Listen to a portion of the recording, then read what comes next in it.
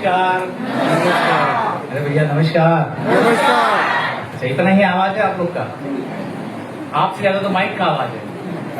एक बार चेक कर लेते हैं फिर से। नमस्कार।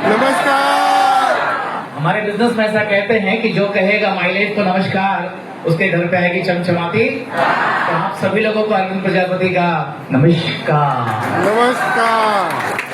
जो दिल दबा के बोल रहे हैं उनकी भी कार आएगी, लेकिन दबी हुई आएगी। जो दिल खोल के बोल रहे हैं उनकी लंबी कार आएगी। तो चॉइस आपकी है कि छोटी कार चाहिए या लंबी कार चाहिए।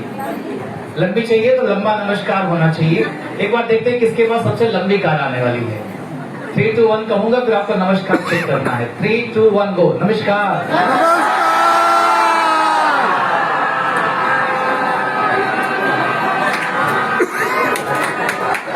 बहुत बढ़िया। ये लिमोजिन है, बहुत शानदार। ये कार का चेक नहीं हो रहा है, तुम्हारे हार्ट का और लंग का चेक हो रहा है। आप कितना टाइम ले सकते हो।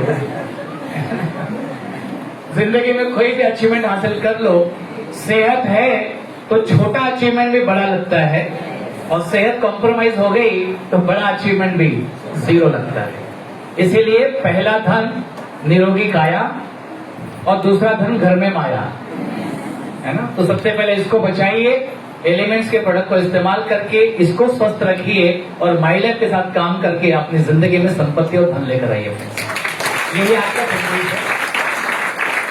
इस प्रोफेशन में आने के पहले मैं एक रेपुटेड फार्मास्यूटिकल कंपनी में नौकरी करता था। मुंबई से मेरी मास्टर्स हुई है मार्केटिंग के अंदर। और जब मैं नौकरी छोड़ने का फैसला किया तो घर वालों ने ये समझाया ये तो उनका काम है जिनके पास कोई काम धंधा नहीं है। ये काम को तो पार्ट टाइम में भी कर सकता है, नौकरी को फुल टाइम कर। लेकिन मन नहीं मान रहा। आपने जंगल के राजा शेर के बारे में सुना? देखे हो कभी? yes. देखने के बाद आप दिखोगे? टीवी में देखे रहोगे। अब जंगल का वो राजा है जिसकी आहट सुनने के बाद में भी पूरे जंगल में खामोशी छा जाती है। लेकिन यही शेर जब राजपाट छोड़कर पेट के ऊपर आ जाता है ना, तो सर्कस में आके हंटर की नोक पे नाचता है, और उसी शेर के लिए बच्चे ताली बजाते हैं। आपको जिंदगी में ये चुनना है कि आप कौन सा वाला शेर बनना चाहते हो, जो अपना शिकार खुद करता है या जो किसी और के शिकार पे पलता है। आवाज नहीं आ पक्का? तो माई लाइफ ऐसे सारे शेरों का स्वागत करता है, सारी शेरनी का स्वागत करता है। मुझे एक बात समझ में आती है कि पढ़ाई लिखाई मैंने किया है तो कितना कमाना चाहिए फैसला मैं नहीं कर सकता हूँ क्या? इतनी बुद्धि भी मेरे डेवलप नहीं हुई क्या? लेकिन होता क्या है कि पढ़ाई लिखाई हमें इसलिए करवाई जाती है ताकि कोई नौकरी मिल जाए, और नौकरी इसलिए चाहिए क्योंकि छोकरी मिलनी चाहिए या छोकरा मिलना चाहिए। राइट और रॉन्ग? जब तक शादी नहीं होते सब पढ़ते रहते हैं, जैसे शादी तय हो गई पढ़ाई बंद। जैसे नौकरी का अपॉइंटमेंट लेटर हाथ में आया बची कुची पढ़ाई भी बंद।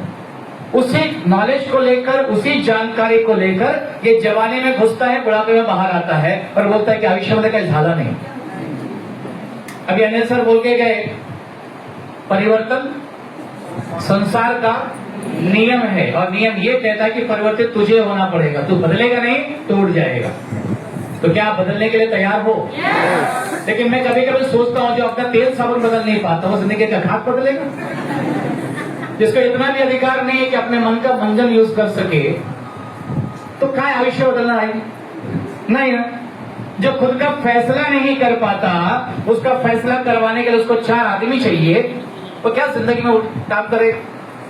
हेलो। तो आज का ये प्रोग्राम आप लोग को बुला के दिखाने का एक ही मकसद है कि अपने फैसले आप खुद कीजिए। आज आपने देखा है, आपको जो समझ में आता है पहले अंदर आ जाओ। क्या करना है? अंदर आ जाओ, बाद में धीरे धीरे सीखते रहो ना।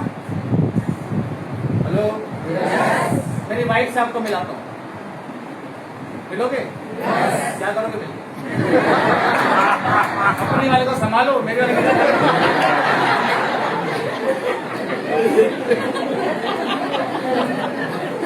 अपनी वाले लगे में चिल्लाए नहीं होगे। यस भेजा साहब, वो तो बैठी है ना, खड़े जाओ, अब मेरी वाली है, इतना भूल के मत। ये भैया दादा साहब, ये मेरी धर्म पत्नी है। धर्म पत्नी मतलब बैंड बाजे के साथ शादी करके लाया हुआ, उसको धर्म पत्नी बोलते हैं।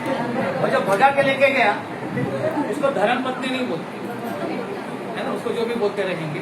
तो जो धर्म पत्नी होती है समाज के सामने रख सकते हो, सही करो। लेकिन जब ये घर में आती तो मालूम पड़ता है कि कौन सा धर्म कौन सी पत्नी। तुम खाली 1 महीना पैसा मत दो और देखो तो धर्म बचेगा। सही है कि नहीं है? आप सोचिए कि अपना पूरा खानदान छोड़कर ये किसी एक व्यक्ति के भरोसे आती है ताकि ये महारानी बन के जिंदगी जी सके, लेकिन आने के बाद क्या बन जाती है वो आप जानो। लेकिन आज माइलेज में मेरे साथ में काम करते हैं, हम दोनों हस्बैंड वाइफ मिलकर काम करते हैं। मैं सीटीसी रैंक पर हूँ और ये मैडम आरटीसी रैंक पर है।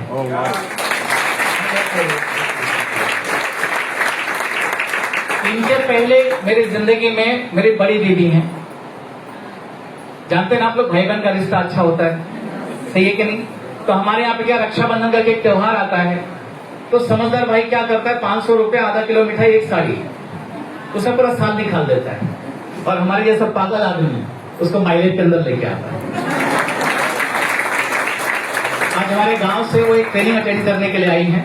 मैं चाहता हूँ कि बड़ी दीदी यहाँ पर बैठी हैं, निर्मला प्रजापति मैडम। मैं थोड़ा सा परमिशन दूंगा आप लोगों को, मैडम प्लीज।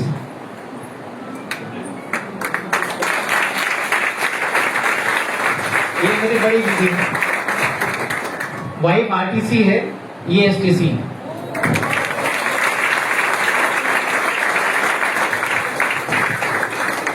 मेरे माँ बाप को पांच बच्चे, उसमें 4 लड़कियां हैं और लड़का आपको मालूम है कौन से चक्कर में आता है। तो ये बड़ी वाली है और एक छोटी वाली उधर खड़ी है। कहाँ देखिए, शशिकला आ जाओ। बुलाओ। ये मेरी छोटी सिस्टर है जिसकी पैदाइश मुंबई में हुई, लेकिन शादी करके उसको गांव भेज दिया गया, बराबर। लेकिन शेर का बच्चा तो शेर होता है ना, और शेर जहां जाएगा वही उसका इलाका बन जाता है। ये गांव में बिजनेस करती हैं और ये अभी टीसी रैंक पर पहुंची हुई है।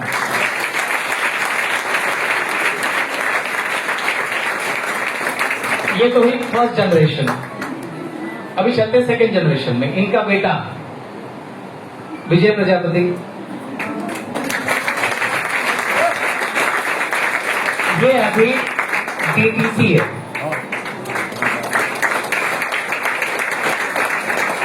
और इस डीटीसी को जिसने पसंद करके शादी किया, इसकी वाली काजल प्रजापति।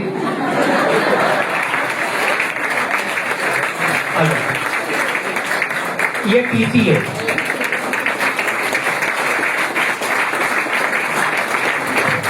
मुझे खाली एक बात बताना, हमारी जो अगली पीढ़ी आएगी उसको माइलेज सिखाना पड़ेगा या सीख के जाएगी? सीख के आएगी। उसका डीएनए भी खोलोगे ना, तुमको माइलेज का डीएनए मिलेगा उसको। मैं बहुत कुछ नहीं जानता दोस्तों, मैं खाली इतना जानता हूं कि अगर मैं 50,000 रुपए की नौकरी करता था तो मेरा खुद का घर चल जाता था, लेकिन आज मैं माइलेज करता हूं तो अपने पूरे परिवार के लिए एक बड़ी मिसाल कायम किया है। मैं आप लोगों के सामने केवल 2 मिनट का वक्त और लूंगा। ये मेरी बड़ी दीदी की ज्वाइनिंग कैसे आई। जो बम्बई के अंदर रहते हैं ना, इतना रोते हैं, पैसे नहीं है, टाइम नहीं है, ये नहीं है, वो नहीं है, तो छोड़ दे बम्बई। धब्बा है बम्बई के नाम पे तू। सपनों के शहर में आने के बाद में तेरे पास में पैसे नहीं है तो समझ जाओ। देखिए, माफ करना, बातों को पहले भावना समझने का कोशिश करो यार। जहां पैसे उड़ रहे हैं वहां तुम्हारे पास में है नहीं, तुम कर क्या रहे हो? लगे तो पड़े सुबह से लेकर शाम तक, जवानी से बुढ़ापे तक, कुछ तो हुआ नहीं आज तक। इसका मतलब ये नहीं कि आप गलत हो, मतलब खाली एक है कि जिस जगह पे आप काम कर रहे हो जगह आपकी नहीं है। मैं चाहता हूँ दीदी से खाली 2 मिनट में आपकी ज्वाइनिंग कैसे हुई इस बिजनेस के अंदर, वो जरा बता देंगे। नमस्कार, नाम निर्मला प्रजापति, रहने के लिए यूपी से हूँ। और अभी सर ने बताया तो सर का दिल से बहुत बहुत धन्यवाद कि आज वाकई में भगवान से तो एक दुआ करती हूँ कि भगवान, अगर एक दिन ऐसा लगा कि एक ही भाई है, लेकिन आज लगता है कि भगवान एक भाई है, लेकिन ऐसा भाई हर किसी बहन को दे। और जो आज मुझे रक्षाबंधन के दिन जो गिफ्ट में बिजनेस मुझे अपॉर्चुनिटी मिली, वाकई में वो मुझे यादगार बिजनेस है।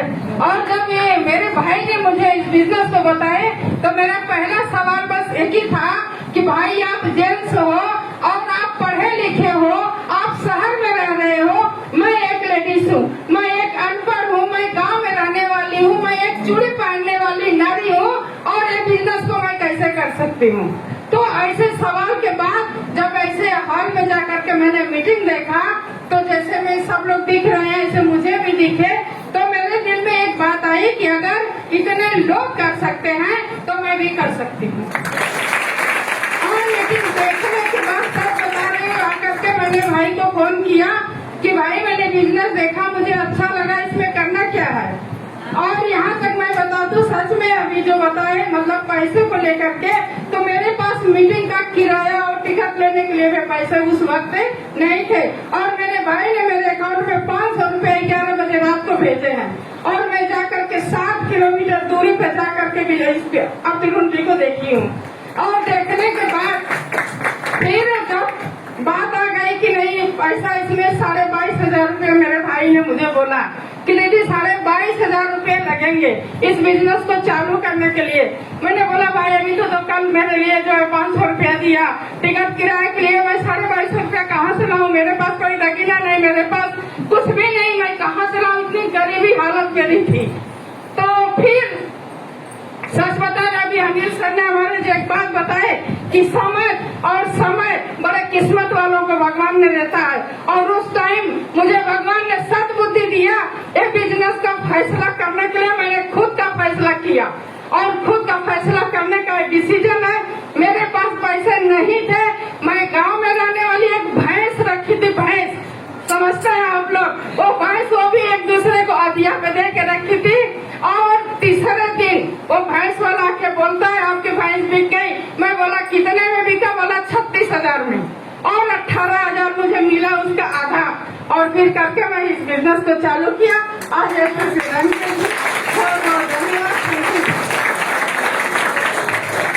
और ये बिजनेस करके मैंने मनाली गई, गोवा गई, दुबई गई, थाईलैंड की तैयारी है। और मेरे घर में सच बता दूं, वो दिन देखी हूँ अगर साइकिल पंचर हो जाती थी तो पढ़ने का नाम नहीं होता था।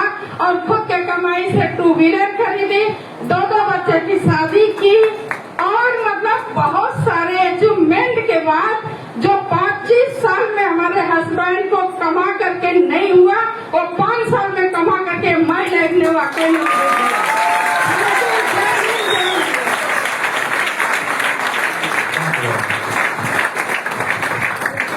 खाली इतना कहूंगा दोस्तों कि थोड़े कम पैसे रहेंगे चलेगा, लेकिन परिवार के साथ रहेंगे तो मजा आएगा। इस दुनिया में ऐसा कोई धंधा नहीं है, कोई काम नहीं है जो परिवार को जोड़ने का काम करता है साथ। आज दीदी हैं, वाइफ हैं, अभी हम साथ में देखकर हमारी मम्मी को कैसा लगता होगा। अगर माँ को खुश करना चाहते हो ना तो बच्चों के साथ में काम करना शुरू कर दो, और मुट्ठी बन के काम करेंगे तो तरक्की हमेशा आपको मिलेगी। उंगली बन के काम करोगे तोड़ दिए जाओगे। तो आज फॉर्म साइन अप कीजिए, पहले जोड़िए, फिर आगे देखते हैं क्या करना। Thank you very much. जय हिंद, जय महिला। और हमारे सारे पीसीए नव लीडर्स जो यहाँ पर स्टेज पर से पीछे चले गए, उनके लिए बहुत बहुत धन्यवाद कि आप लोगों ने अपनी कुर्सी छोड़ी, क्योंकि आप वहीं बैठना नहीं चाहते हो, आप जिंदगी में तरक्की चाहते हो। तो कम से कम आपकी कुर्सी पर कोई और बैठा और ये प्रोग्राम अच्छे से चल रहा है, तो हर बार अगर इसको करेंगे इस हॉल में जब तक हम लोग हैं तो अच्छा रहेगा। Thank you very much.